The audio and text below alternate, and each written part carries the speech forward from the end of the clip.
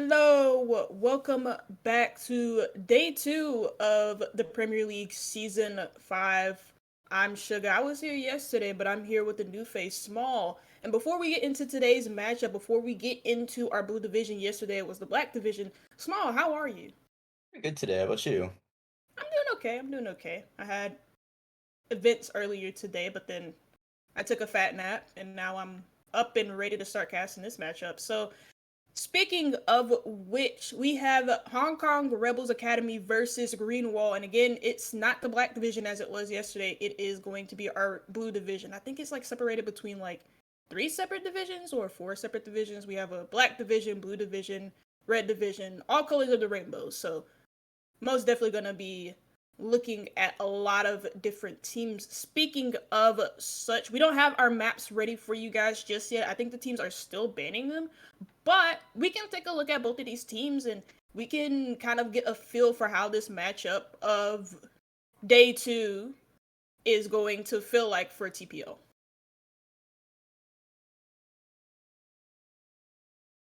All right, for the Hong Kong Rebels, we got Prism as their captain, Zoom as their manager, and their players are Nosy, I can't really read the six Rov, Cheddar, and EX 1400.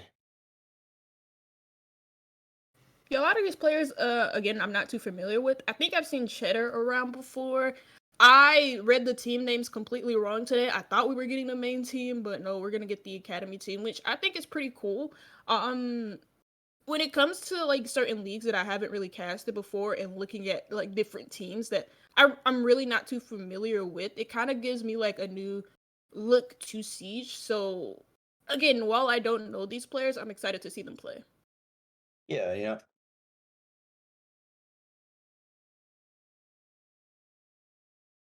And now we're gonna show you guys Green Wall as well. I think today I don't know where this Renwick come from. I think did they play the other day? Probably No, wouldn't they have. This is the did. first play of Blue Division.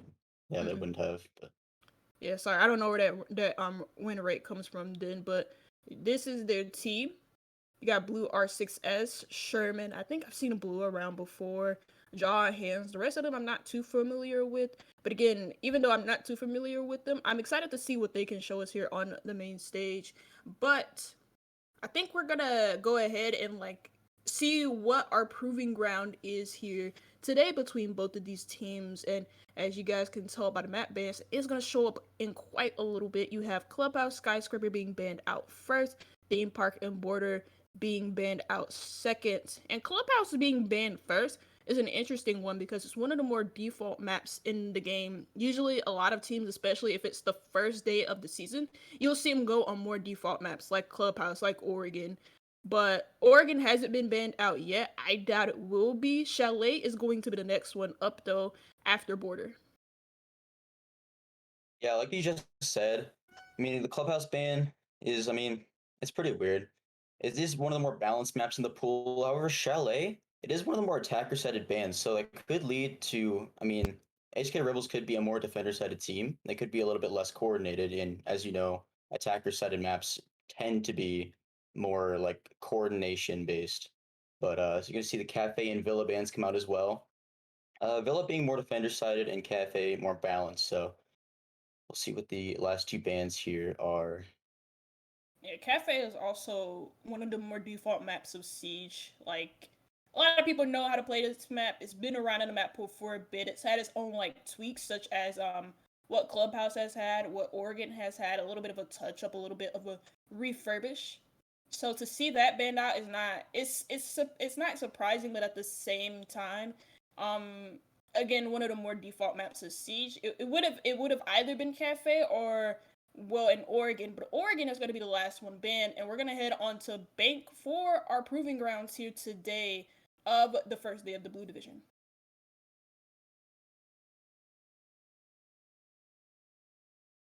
Alrighty.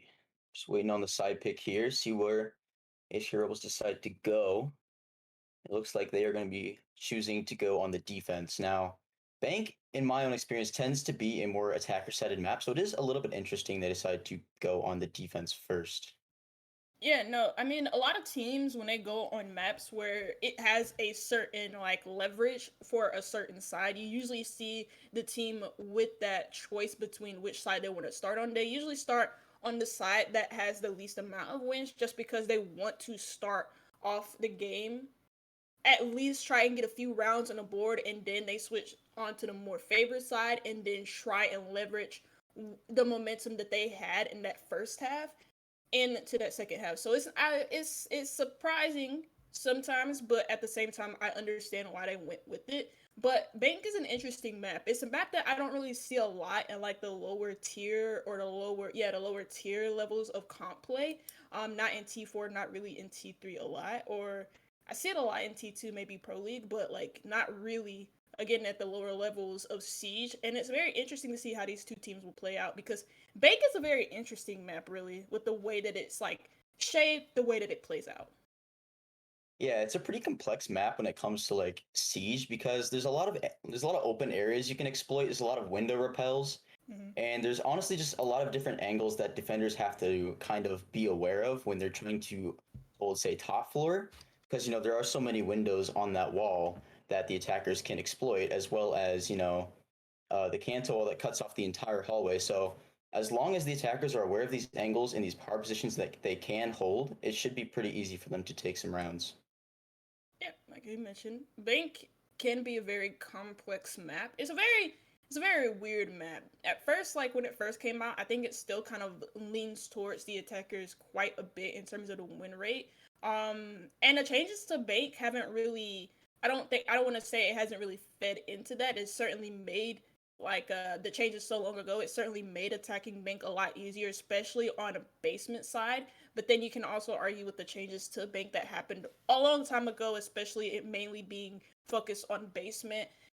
Server getting a big refurbish, and you can be a lot more flexible with how you hold that area of the map. But then again, you also have open area too, which after the rework for Bank, open area has gotten quite a boost in its play rate. Yeah, with open area in the basement, it kind of all depends on how strong you can hold your top floor because the attackers, especially on the basement, you can utilize those hatches very well. But as a defender, being able to deny those hatch plays can be a huge thing. However, doing a top floor extension does take quite a bit of coordination from a defending squad because if there's only like two or three people left on the site and two people are upstairs, the attackers can easily just drone that out and exploit it and just rush into the site. But it all depends on how good your coordination and your communication is. Eh, that's what a lot of maps depend on. Apart from Border, I hate Border so much. I'm so glad we don't get to see it played today. It was banned out pretty early, so pretty happy about that. But we do get on Bank, and I love Bank. I think I really do like Bank because it's one of it's like a I wouldn't even say it's really a default map in Siege. It's one of the more well known maps, one of the more historic maps in Siege. A lot of popular matches have happened on there, especially at the pro level, and to see it kind of get that refurbished, to see it get these changes, and then see it be so popular at the top level, as well as seeing it kind of played a little bit at T3, T4. It's kind of refreshing to see because a lot of different strategies come out on Bank that you usually wouldn't see on other maps. Yeah, it's a map that tends to lean more towards, variety strategies. There's not like one set solid default strat that you can play on like a bank defense hold or even like a bank attack. There's always like two or three different angles that you can choose to attack from. And it also lends more to a variety of play style as well, because you can play more loose, you can play more like um, structured, you can play more aggressive. It just kind of depends on how you feel and how your team plays. But either way, like anything can really work on bank. Yeah, I do agree with that. But it looks like both teams are ready in D. We just had to. Okay, no, they're not ready. Okay, they're not ready quite yet. But like we're ready. Ready? So We're all hopefully good. they get ready soon. It's all good. These things happen. We just had to have somebody. We're waiting on a couple of players, or we're just waiting for things to get settled in terms of the settings and whatnot in Siege. We want to make sure that everything is correct because sometimes pardon my French, but Ubisoft can be a piece of work sometimes. So, or not even my French, because I didn't even say a curse word, but like seriously, it can be a piece of work. Be it can be kind of buggy at times. So we have to make sure that everything is correct and ready and set for us to go so that we don't have any issues when it comes to what happens when the game is actually happening. Yeah, good old mother Ubisoft. Oh man, yeah. You know, mother you so. All right, here we go.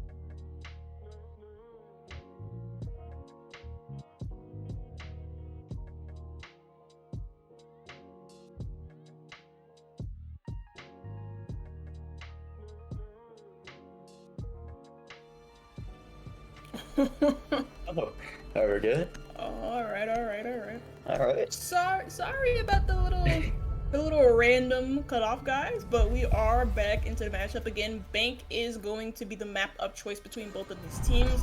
Bans have already gone through, so we can just kind of cut right to the chase, right? Osa ban and Nook. Now Osa kind of makes a little bit of sense. Of course, she's really good at holding power positions across the map, and she's really good at getting you map control and holding on to that map control. And then for Nook, it's kind of like the same story, but she's on more of a lurker role, and plus she has those nades to play with, a lot of utility on the board, and also those EMP impacts if you want to change up the way that you want to play on a certain site.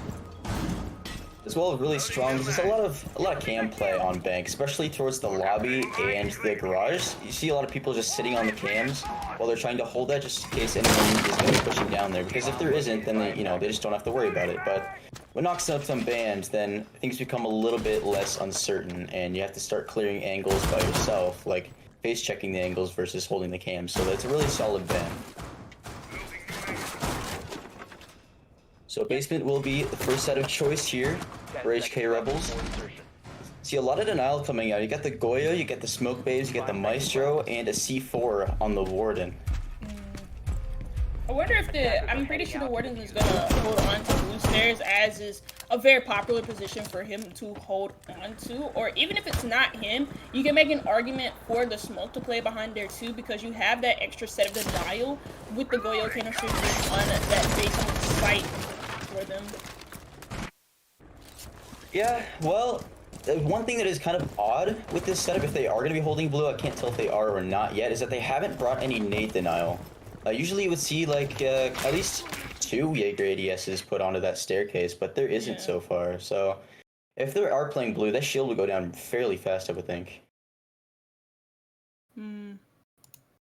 Oh, you were frozen. Okay, there we go. Oh, okay. That was very weird. I wasn't too sure what happened there. The first kill is going to be in the favor though of Greenwall. We just sort of missed that, and that's okay. But you take the Goyo off of the board. He already had that opportunity to place his Goyo canisters around the map, but you do lose a Nitro, so you lose an extra form of denial.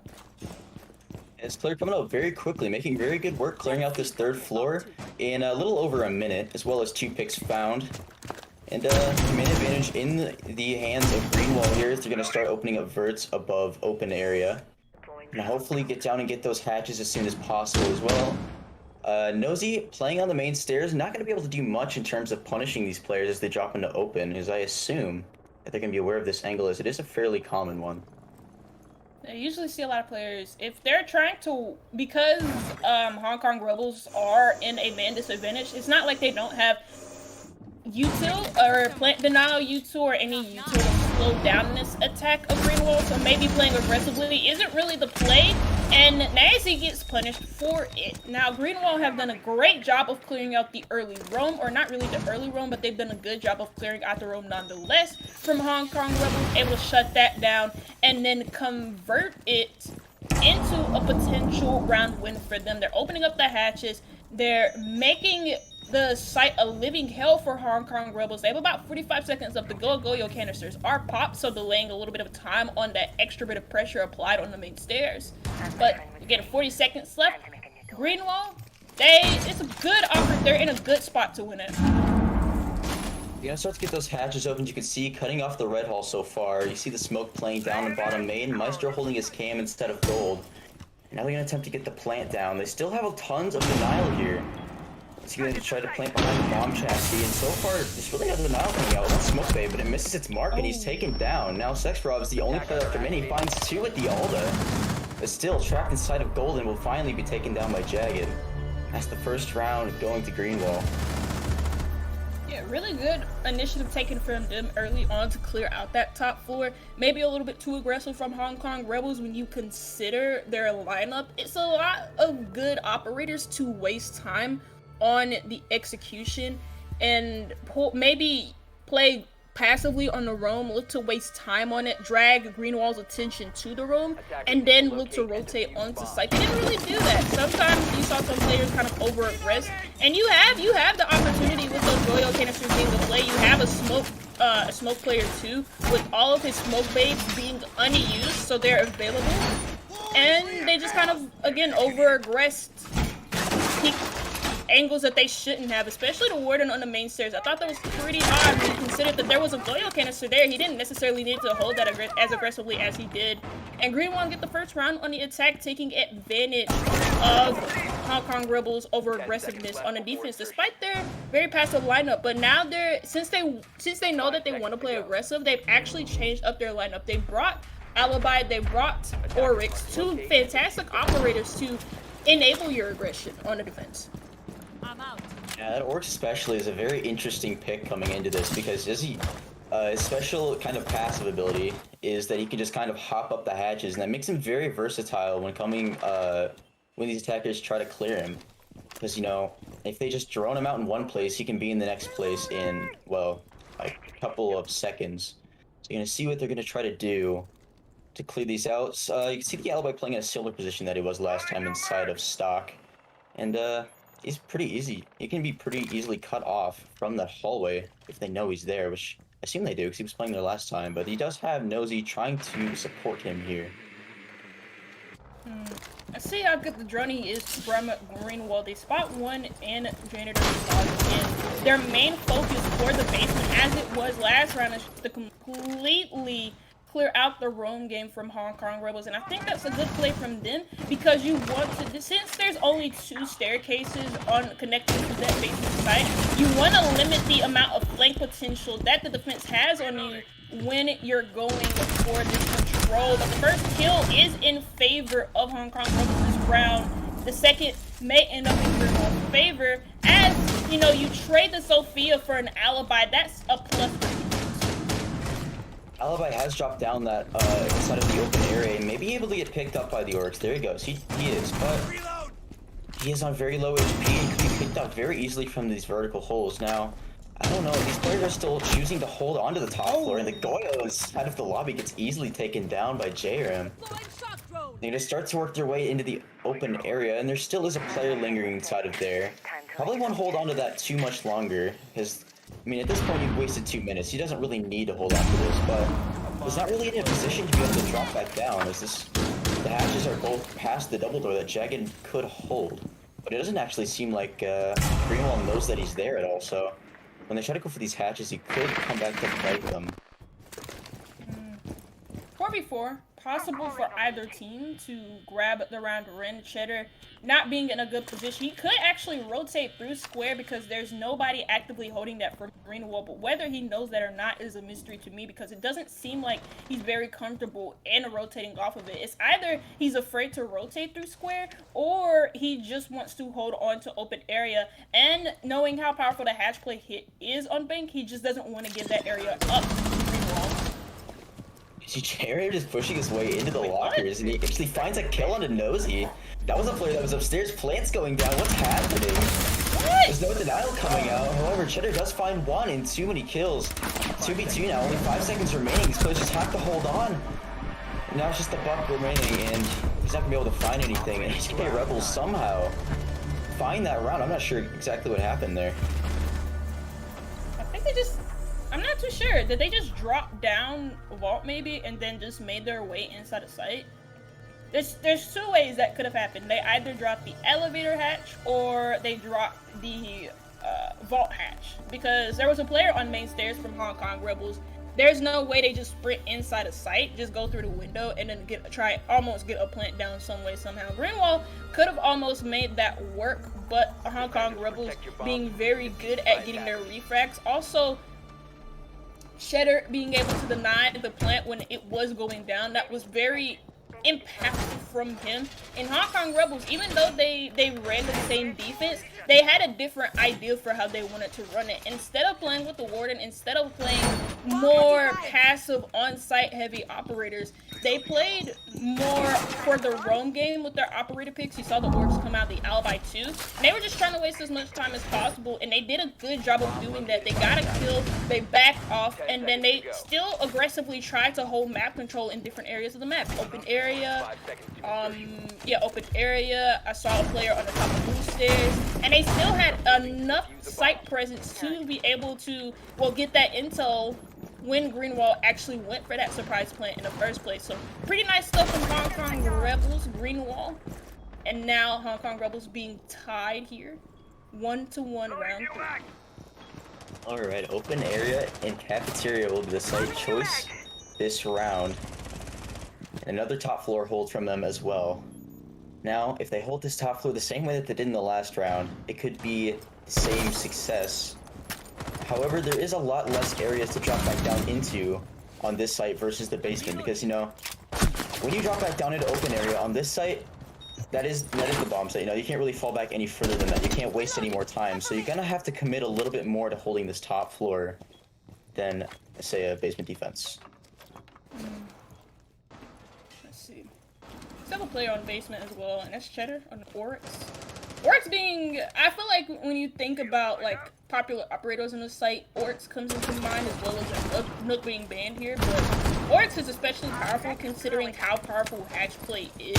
You need, as a defense, to be able to actually slow down the amount of pressure that can be applied on the hatches around you, especially if you're defending the basement site. Not so much on the second floor sites, but Oryx is very powerful nonetheless because of his, not necessarily refract potential, but like his ability to be able to rotate so quickly. Prism giving up his life on that second floor. He had no support around him, no refract potential. He was just playing that position to waste time and die. I see some of the problems that HK Rebels had in that first round. There's no support structure for these roamers. Frag almost taking down Nosy, but he's able to dodge away just in time. Still holding these bottom floor stairs, and Seems like these attackers gonna reconvene on the top floor, getting verts open, and that makes tellers pretty unplayable when you have these players opening the verts above you. That's gonna let them open up more angles inside of open area. You can see the player actually pushing down into the basement. I'm not sure that Cheddar's actually aware of him, but he's gonna come back up. And if he's not aware, he's gonna take him down. Well, 2 kills go either way. Jagged finds 1, Jerem a second. Now another 2v4 situation. It's just gonna be the Aruni and the Orcs left to flex out. It's on the Yana drone taken out by Cheddar. That must have been so terrifying for the Ayana, just seeing Cheddar at the last second and then get swung on. That's crazy. Would have been more terrifying if that were a Mossberg, but now Cheddar being taken out means that we see Sexrob on a 1v3, now 1v2, as he's able to convert 1. Jack is going to try and get that hit down on the ground with the overwatch coming in from the Buck, and he's able to win his gunfight. If he didn't, that certainly would have gone south.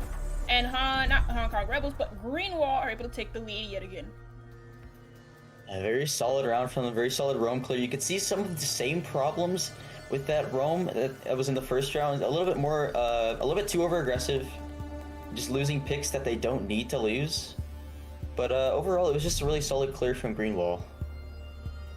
You can see them take that third round. You can certainly see where the idea and where the intentions lie for Hong Kong Rebels when they go for these. It's to try and waste as much time as possible, but if you're going to do that, you also need to have a fallback plan, and you need to be able to rotate off of your position so that if you do face some sort of contact from the attackers, at least you have a plan to back away and not die and still be a body up for your team. And Hong Kong Rebels have had trouble with that for the past few rounds, is in keeping people alive and not giving up needless picks. In the second round, I felt like they did that perfectly, but in the first and third round, that's where we saw those problems arise. And it may not be an issue as the game progresses, because maybe, you know, they're talking to each other about it. At some point, you know, there may be a round where they're just like saying, hey, look, guys, we may need to stop doing this. We may need to change the way that we play because it's not working. But I think so far it's an interesting way to play. It's not anything different that I've seen, but I feel like they're doing a good job. It's just needing to have a fallback plan on their rooms. Yeah, you see these players upstairs doing a little bit more supporting each other. You can see hopping on the window repels, same as the other couple rounds. It provides a really good oversight onto the CO and Couch's side. But, well, actually, I said that they were playing together, but they seem to be in a very disconnected position, just like they were in the first and third rounds. Got one playing all the way in square, one in stock. And that stock position is very, very vulnerable to a cutoff. However, the Zofia has been taken down by Nosy. There you go. There's the opening pick. Almost a second wall bang, and now it might just be time for them to play a little bit further back and try to conserve their bodies so they don't, so they can maintain this man advantage. And that's the Zofia already off the board.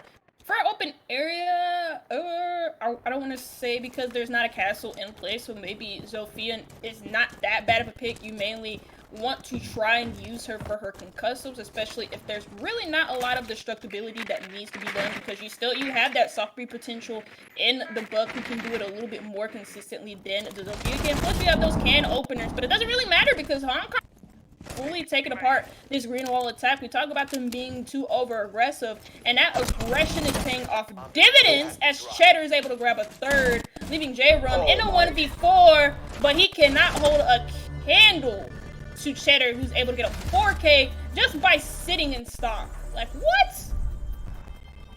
Wow. Just pew pew pew pew. 4 heads taken off.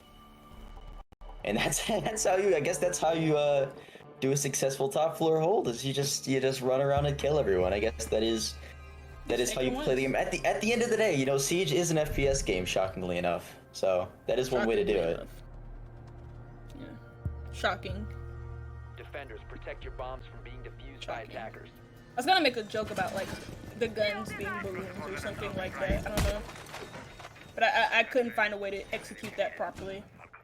Anyways, it was a, like you mentioned before at the start of the round, Greenwell seemed a little discombobulated at the beginning, and at the end of it, they didn't really find a what's the word? A effective way of actually clearing out the top floor that time. I think they did get the, no, they didn't get the first kill. Sorry, that was onto Jaw, who was on the Zofia. So, like, trying to find the word for it. They didn't really have the teamwork to properly pinch out that player in stock, which was Cheddar, who's able to just isolate all 4 of his 1v1s and kill all of the Greenwall players. Usually stock is a very easy position to clear, but Greenwall had a lot of trouble with it. And this is not good to see neither.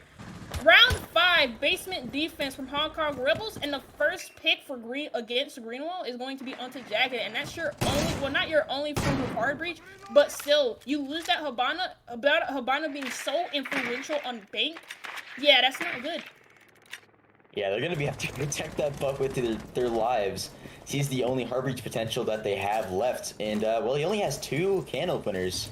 So that's either going to be only 2 hatches that are going to be opened, or only 1 hatch and then the blue wall.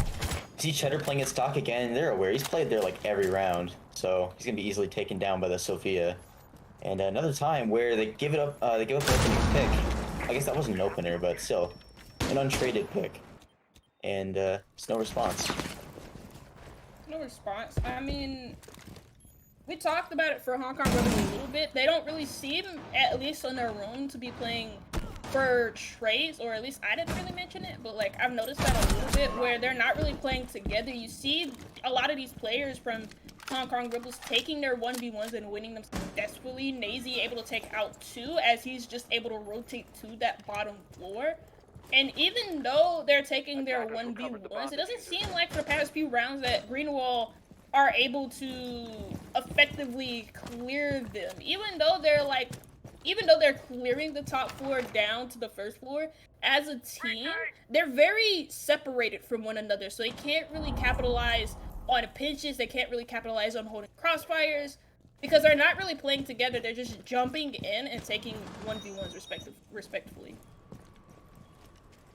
Now we see the last remaining players dropping down into gold. You have 1 player playing upside on that hatch.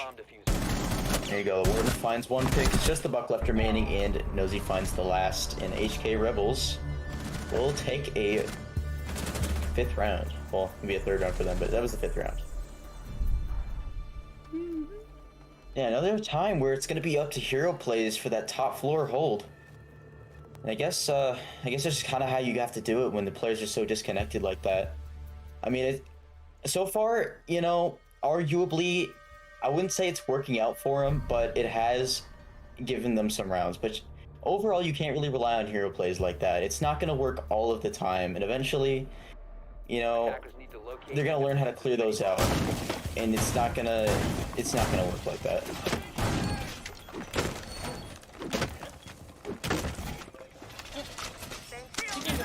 I am looking at the scoreboard, and Cheddar has certainly put up some numbers alongside Nazy. Sexrov is 4 and 2, so you can't really count him out, obviously. But yeah, Cheddar has certainly been like a highlight one. Most definitely. He's been able to he pulled off 4K in round number 4. Off of just holding off stock by himself. So like, yeah, he's crazy. It's a little bit surprising that he's been able to get so many kills in the positions he's been playing, because he's been playing in mostly the same positions every round. But it seems like Greenwall's having trouble clearing him despite that fact. But it's going to be different now. They're being playing CEO, where I believe it's the first time. But a little bit of a different hold here. Greenwall's going to have to adapt to whatever hold that HK Rebels is planning to play, which seems like it's going to be a pretty default hold. I didn't see anyone on the bottom floor, so they don't have to worry about that for now.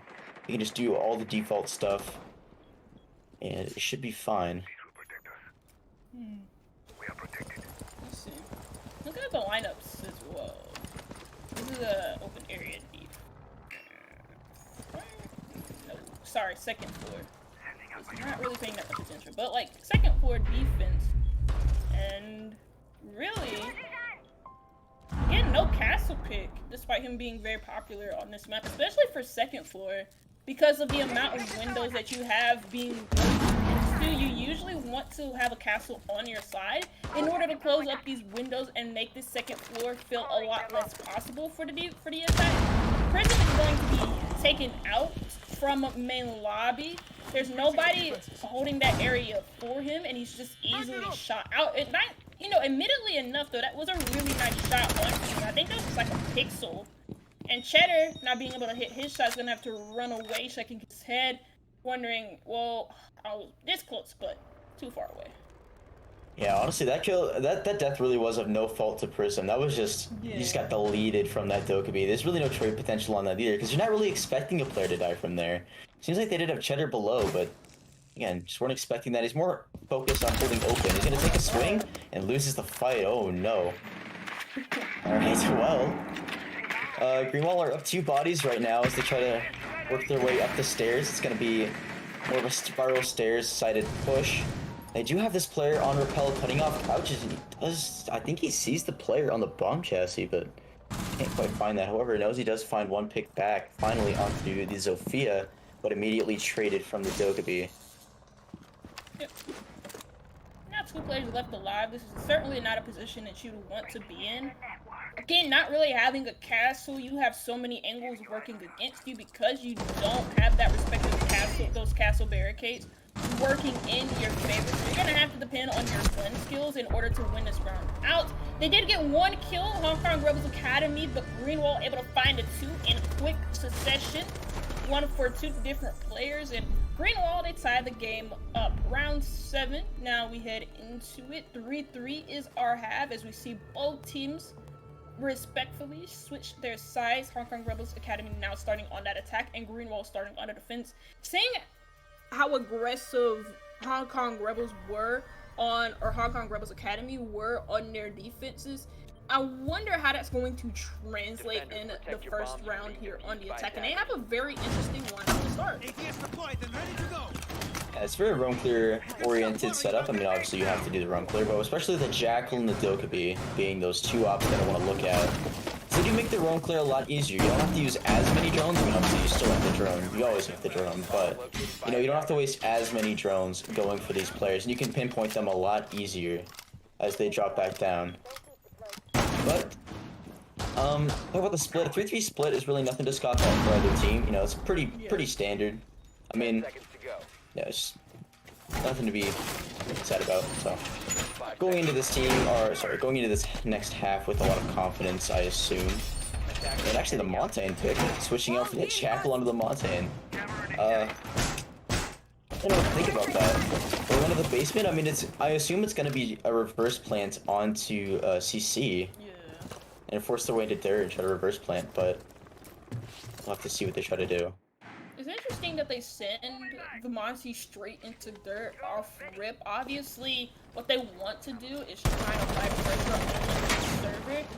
Try and at least clear this first floor and clear the blue stairs area first before they get a chance to move in onto server. You have a player, though, applying pressure, actually 2 players potentially, from the side of Greenwall, the mute of Sana and the Jaeger of Jaw, who's holding in archives. Both players focusing their attention onto square, knowing that that is where Hong Kong Rebels potentially do want to play in. Though there is nobody from Greenwall in server, they're just able to walk in and plant. There goes a smoke grenade to off of it now, but that's very weird. Hey, you see the Jaeger attempting to push down and apply some pressure, but the hatch is closed for now. They have no real way of opening it. And the Dokkaebi's just going to find a free kill onto him. All he's got to do is cover this from above. And these players should be able to work their magic, but Sherm finds that player, and now the top floor is a little bit less secure, but the plant's going to go down anyways. I assume they have a player holding the stairs, but no, they still don't. So this flank could come out. They don't know about the player inside of open area. Cafeteria finds a free pick, and he's going to try to head back down to the bottom floor. Okay. I don't really think. Do they not have server hatch isn't open, isn't it? They don't need to. Do they need to go for that kill? Drone is ready. Okay, they went for it. They got it. So that's the mute now gone. I was gonna sit here and say that since Dokkaebi and since Sexrov and Nazi are now dead, that means that your flank potential from Greenwall has increased significantly. But it doesn't really matter because again, you have another flanker in Sherm who's able to pull off that one. Now it's a 1v2 between the Monty and 2 other defenders. And usually this would be very easy, but he's able to isolate one. No! He gets flicked on, destroyed by the Warden, and it's Greenwall to take the first defense of the half. And I mean, that was a very awkward win because Hong Kong Rebels Academy, they just walked into server, almost got a plant down twice, were it not for the efforts of the smoke player on Greenwall, and also some ballsy flanks coming in from Greenwall as well to disrupt and make Hong Kong Rebels afraid of what might be lurking above them. Honestly, in my mind, it almost would have been better to, instead of go for the plant, just try to walk into red and find some kills. Because it seems like they had no idea that that player was even inside of server until they started planting and got the sound cue. So if they went in and took out that smoke on the shield before they started the attempt to get the plant down, they probably would have had a better chance at winning that round. But either way, it was a solid plan. Just a little bit unlucky with those players upstairs doing exactly what they needed to. And they were able to take that round, but they're not going to attempt to... Oh, they can't go down there again, right? The defense won. So they're going to be going into CO this round. And the Echo picked as well as the Castle, so... assume it's going to be a default Castle setup, but that Echo is a little bit odd. You don't see a whole lot of Echo anymore. But I guess if there's going to be any map to bring it, it's going to be on Bank. It's very odd to bring an Echo on the second floor. I've seen Echo be played quite a bit, but not on second floor because this isn't a site that usually relies heavily on. Mainly, I wouldn't say that. Yeah, it's not a site that relies heavily on intel. Mainly, if you're looking to play a site with an Echo with Maestro, intel heavy operators, it's usually basement. If you want to get intel, then, or if you want to have an intel heavy operator on the second floor, it's usually someone like a Valkyrie or even someone with bulletproof cameras to help you watch lobby, to help you watch the hallways around the map. That's a nice shot to take out the Echo early on. And I was going to say, you can use those yokai drones in order to watch that main lobby, and now he won't be able to. Well, you probably will, depending on how you set it up. Yeah, you could have used Echo Jones to do more of like a live drone type playstyle, sort of like Deepak does, but you won't be able to do that now. Prism does get down, that's your ace. You really don't want that, that opening pick to be your ace.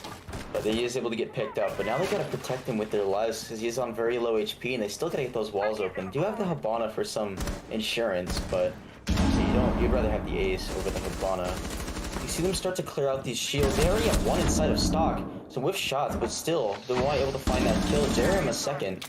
Now HK Rebel's gonna try to pick up the pieces of this attack. Another kill comes out onto Cheddar, and it's all kind of falling apart. 42. Favor of Greenwall. As again, the attack has sort of fallen apart despite that first pick being grabbed from them. You just saw Greenwall fight back and able to just get some very important swings off, get some very important shots to hit.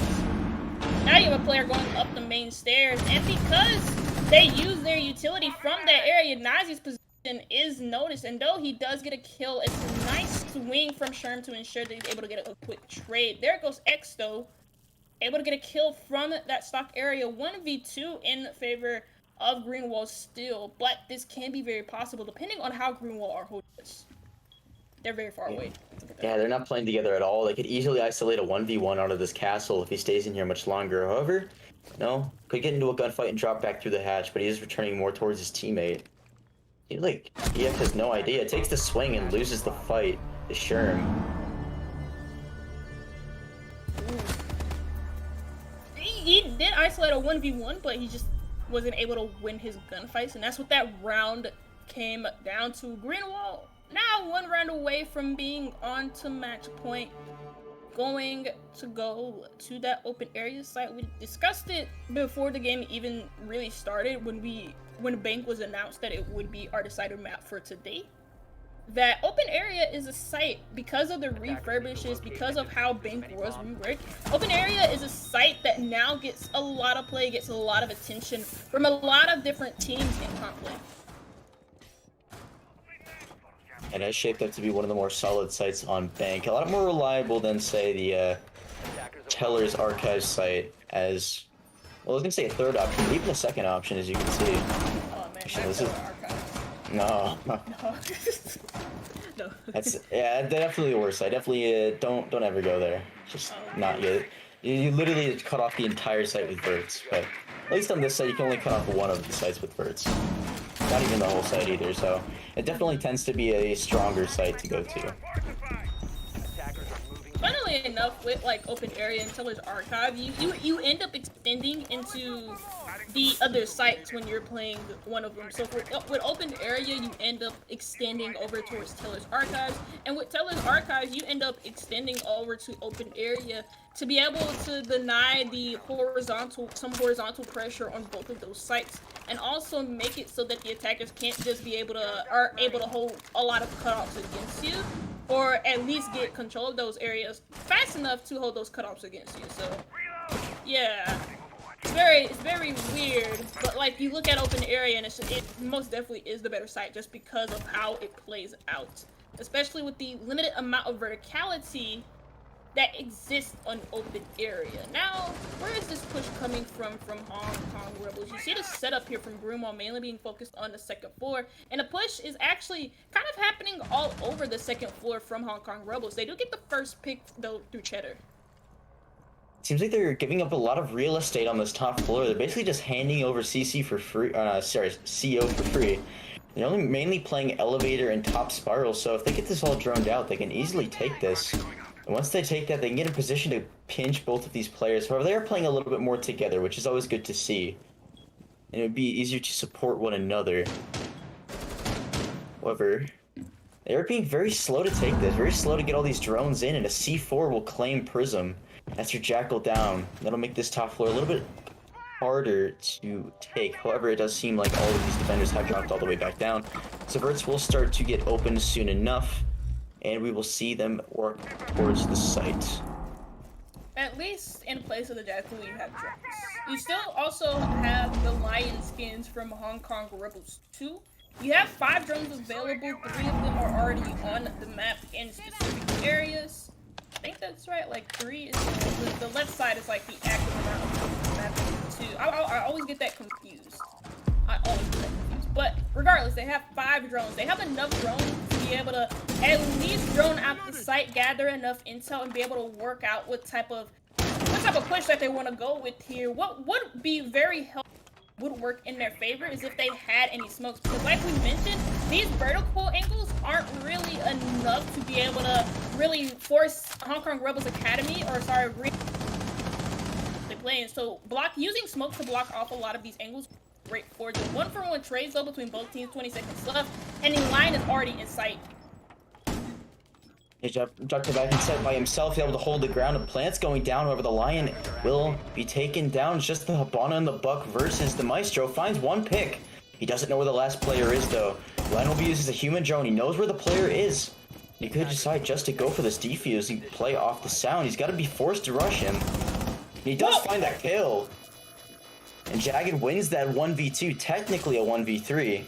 And that will move Greenwall up to match point on Bank. Bomb defusing attempt failed. Defenders win. That all went by like in a flash. That's crazy. Crazy what that Alda can do. Even despite like the nerfs to LMGs, the Alda is still one of the best guns in the game. I don't think they nerfed the Alda, did they? I thought it was just. Oh, did they? Oh, I thought they was just nerfed the attacker ones. Oh, I barely noticed the one on the Alda. It's just still a. They probably insane. didn't, and I'm just like talking out of my butt. So there you go. Nah, who knows? It's not like anyone will call us out on it. Haha, wink wink. Nah, but seriously, that all went by in like flash. Greenwall, or not Green. They did a side switch a while ago, and I still confused both teams for each other because they're like, I'm thinking that Hong Kong Rebels Academy are still on the attack. I'm still thinking that Greenwall are on they are on the attack. What the hell? Goddamn, bro. I'm having a conviction right now. This is crazy. But yeah, Hong Kong Rebels in that last round, despite losing the Jackal, they did get like quick control of top floor, and that's because Greenwall kind of just gave it up to them. They wanted to play site centered, knowing that they don't really have to play that top floor as aggressively because unless you want to sit there and you want to deny Archives Tellers because you think that Hong Kong Rebels are wanting to get control of that map to provide extra cutoff angles for their team, then yeah, you could maybe hold the top floor a little bit aggressive, but they knew that with the limited amount of time left from Hong Kong, that was gonna end up being like a hatch drops, and it was. But even then, they did get a good advantage with the 1v3. They just weren't able to close out. Oh no, J-Ram fighting Sextro through the wall. Almost able to find that Jaeger right off the rip, but ends up dying himself. And this player's already dipping all the way back down with another pick lost. Cheddar goes down and not looking good for HK Rebels Acad right now, as they're left in a 3v5 very early. But I guess the only thing that's going for them right now is that they have this top floor. But as long as they can get one pick back, they still have a chance to take this round. Maybe. Greenwall have done a good job when they've been on the defense. At least when they're playing aggressively, you have players who are willing to back off. Of course, I say that and you still have two players existing on this first floor, but that makes a lot of sense because they did open up the hatches, so they want to play around these hatches a little bit more. Maybe with J-Ram being here, he does want to probably catch a swing here from Hong Kong Rebels and then drop off once he gets a kill. And then you also have the supporting cast of Sherm right next to him. But with that drone being there and that consistent intel being there from Hong Kong Rebels, J-Ram makes a smart decision to back off. They go through to hit Jag, but nothing for Hong Kong Rebels as Greenwall. They still have all 5 players up, and Hong Kong Rebels still only have 3 remaining. Alright, hatch control being obtained from the HK Rebels, and once they find their way down into blue, the smoke doesn't really have enough smoke babes to last this entire round, but he may not even need it as J-Ram finds another pick on the EX. Now it's just Prism and Nazy to hold this down for their team. But still seems undecided as of now where they want to push, but it seems like it might just be a gold hatch drop for them, and there they go. 40 seconds left, so plenty of time to figure this out, but it doesn't matter. 2 picks go out for Greenwall, and they will take this victory 4-7.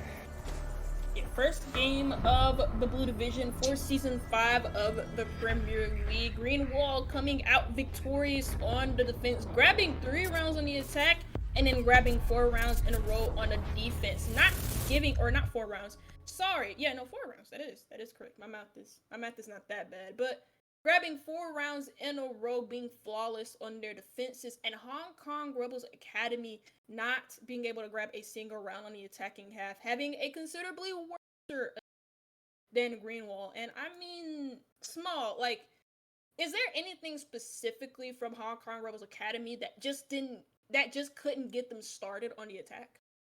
On their attacks, I mean, I couldn't really pinpoint it. It was just their roam clears. You know, Greenwall was just so proficient playing together, finding their picks and falling back. They were just playing that so well, and it seems like whenever they could, they just couldn't seem to be able to pick up the trades and where they were falling back at. Like, when they would fall back, they would just fall back into open, but there was nobody there to be able to punish that, and it just seemed like they just weren't able to trade. That was the problem that I saw.